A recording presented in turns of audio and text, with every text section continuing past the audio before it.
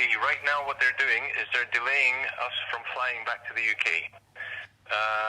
Initially, they told us that we can fly on Monday. Then they cancelled the flight and they said, no, you have to wait.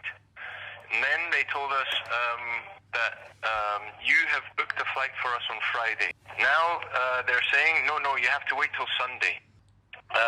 We feel like we don't know what's going on. We feel like they're basically delaying us, like I said, for no reason. Yes. We are being treated as though we are criminals.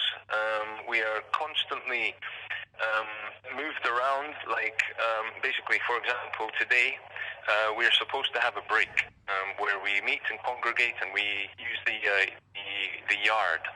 But what they've done is they've not given us the early break. They've only given us a break after lunch. So instead of 2 breaks outside, we now have only 1 break. They didn't explain really properly why.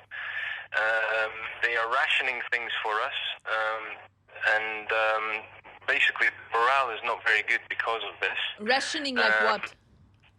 Rationing like food and, for example, we have to. I'll give you an example. If I ask for something today, they'll say, yes, okay, we'll give it to you, but it will take 2 days for me to get what I asked for. I understand. You know? Yeah. You know, so basically the example I can give is a toothbrush. When I first arrived, I asked for a toothbrush. It took them 2 days to give us toothbrushes and toothpaste. Yes. Is it okay that we talk to the press about what happened to you guys? I'm expecting that when we arrive, the press will want to interview myself and Alex. Yes. Can we talk to them from now on about what's happening to you? I would prefer it if you did, because the more there is of, the bigger the media storm, the better. Exactly. That's what we think too. Yeah. Okay, well, I'm a journalist. I have my journalist pass, and I have a vest which says press on it. But the police tried to, like at the border, they tried to stop me from filming several times. Eventually, they isolated me, and they all jumped on me. And their intention was to take the camera away from me. I held on as long as I could, maybe about 5 or 6 minutes. In that time, I don't know how many men surrounded me. They pushed me to the ground. They did everything they could to take the camera off me. One of the reasons I think they are delaying us from returning is to hide our bruises, because obviously we are healing. Yes. Yeah, we believe so too. So one of the things they did to me was they pulled my arms both backwards and they pushed my head forwards. That caused me spinal damage, and I know this because I felt it. I know what spinal misalignment feels like. I have had it before. So they did this deliberately to me in order for me to release the camera. They also smacked my head from the back. They beat my head with fists.